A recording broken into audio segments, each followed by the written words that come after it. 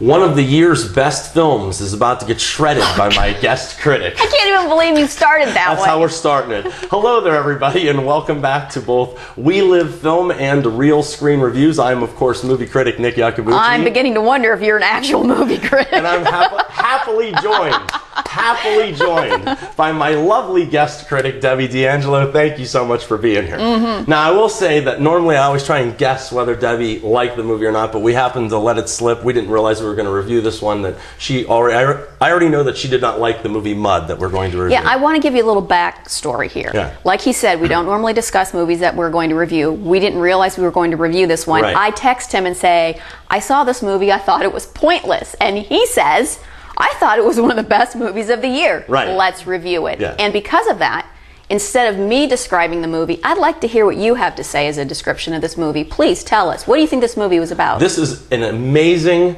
coming-of-age tale that teaches a young boy very tough lessons about love, about life, about trust. It's encompassed in a slow-building thriller, okay? About a man that finds this boat in a tree, and he's trying to get that boat out of the tree and get it into the water so he can get away to freedom because there's some law enforcement agents, some baddies looking for him. That's Matthew McConaughey playing the title character Mud. Yeah, because, of course, he's trying to win back the love of Reese Witherspoon. I didn't get to that subplot yet. Yeah. Well, yeah, then Reese is okay. And he's being chased by bounty hunters. He's being chased by bounty hunters, and then... And the kids are going to lose their house. And just about any other Are you depressing... throwing like an accent? The kids are going to lose their house. I thought I saw like a Southern Belle accent in there. Is it me? You know what? This movie, it does have some redeeming qualities. And I realize I'm in the minority here because after I told you I thought it was a pointless movie, I looked and all these critics really love it.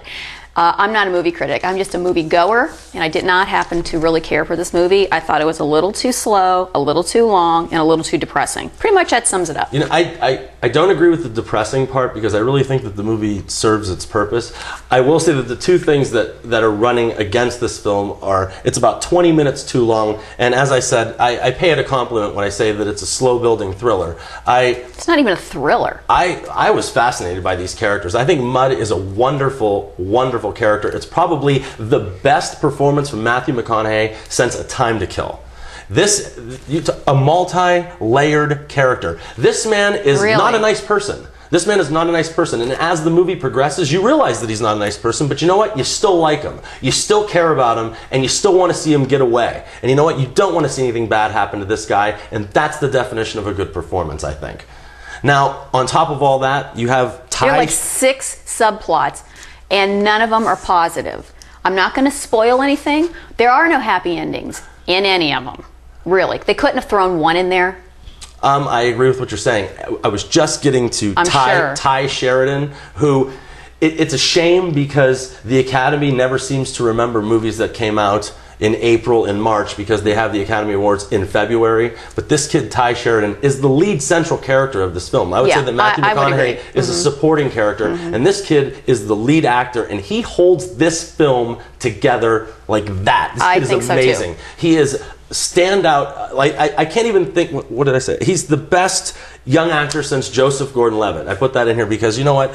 To compare him to Joseph Gordon-Levitt is high praise indeed. And I just would pray that the Academy and that moviegoers would remember this performance 9 months from now when the nominations come out, because this is just this kid. Like I said, as I said at the beginning, he learns tough lessons. He learns lessons about love, and that's not always what he thinks it is. And he learns lessons about trust. Yeah. I mean, nothing was positive. No, nothing was positive. His parents, the house, the relationship the girl, between Reese and the other Juniper, relationship, Juniper whatever. And Mud. Those are two names I've always loved, Juniper and Mud. When I have children, those are definitely going to be the names of the kids. But I do have to say, the thing I enjoyed the most about this movie was the relationship between those two young boys. I thought they were both stellar performances.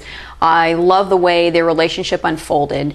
I just kept hoping, I was cheering for this movie. I kept thinking, okay, now something good's going to happen. Okay, now they're going to wrap this up, but over here something good's going to happen. There are like 6 subplots, and not one freaking good thing happens in the whole darn movie. They could have shaved one of the subplots off. I'll give you that. If you're a little blue, I'd recommend not going to see this movie. Okay, but I say if you're really in the mood for something, I don't know, deep, meaningful, and depressing.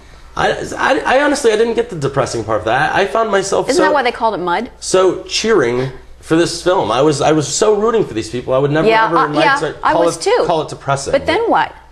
Well, I don't want to ruin anything. Me either, but of all those relationships, of all those circumstances, they all ended tragically. You know what though?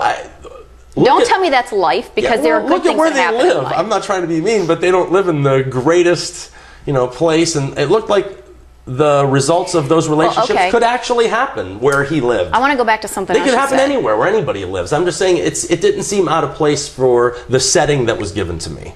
Well, you went back. I want to go back. You said that Matthew McConaughey's role was like a secondary supportive role, as juxtaposed to it was still the a strong character. Sure. It was just, I think. What would you call Reese Witherspoon's role? Cameo? I mean, she's not in it a whole lot. No, she's not. And I guess you could. I mean, I guess you could call her a supporting role, but she's really not. She's even in it less than that. It's like so is Sam Shepard, and I thought Sam Shepard was great as his dad. But okay, what did you think about her role? And I was wondering why she took that role. Like, what's the appeal of this role? I didn't think there was any chemistry between her and Matthew McConaughey. I actually liked the fact that she took the role because I actually commend when actresses tone themselves down, like Kerry Washington did in Django Unchained, or like I don't even think it's like Charlize toning Theron themselves did in down. Monster. There's like no role. This was pretty much the anti-Legally Blonde character, the anti-Sweet Home Alabama character, the anti-Lovely. I kind of didn't get her. Like it's not like there should have been. I thought a little more character development, but I just felt it was lacking. Well, I mean, maybe she was there to prove that some lessons can't be learned even over and over and over again. Oh, you're good. You can pull things right out of a hat like that, can't you? I'll tell you. Look, if I had a top hat, I'd be pulling a rabbit out of it. Because that really wasn't what I was going to say. I was going to use another saying, but I decided to go clean on that one. So, Nick, how many stars would you give this movie? Nick's real screen review, I would say that it's a little too long, and I would say that it's... well, you say it's depressing. I don't say it's depressing. Okay. I'd say that it's a little too long and it could be a little too slow. This from the guy who belly aches about every minor problem that crops up in his life. I'm overlooking these 2 minor problems, and I'm giving it 4 stars and saying this is the best film that I have seen this year. Actually, the top 10 best films that I've seen this year are this and A Place Beyond the Pines. That's the top 10 best films. Yeah, I like that. Yeah, but the top 10 worst films of the year have about 30 listed already, and we're only in May, so, unfortunately. Well, I appreciate what's Debbie's real screen? How many hearts are you giving it? I'm going to say one old big brown muddy heart. I don't know if I can find a picture of one heart. I love Matthew McConaughey. He looks great, ladies. I really love him, and I expected to love this movie, but it just didn't hit me. Sorry. It's something you have to be in the mood for, but I say for what it is, it's 4 stars. It's great. It's a great cinematic achievement. It's awesome. It was a wonderful cinematic experience. I'm glad I saw this movie. I'm so glad it came to Erie. And were you sleep deprived when you saw it? No, I was not. Were you hallucinating? If I was, this movie were you kept off me your awake. meds? She's joking, of course. Yeah. I would say thank you so much for being here. Sure, anytime. But I don't know if that would be a true statement or not. Well, thank you so much for being here, Debbie. You're welcome. And I always think that the reviews where we disagree are actually the most enjoyable. But however, I will say, as far as this one goes, I think we both made valid points, and I can respect the reason that you did not like it. I think it's everybody's opinion. Right. Just wasn't a favorable one. And hers is, perfect. Well, until next time, people, remember, we're not always right, but only when it comes to the movies. And thank you for your attention.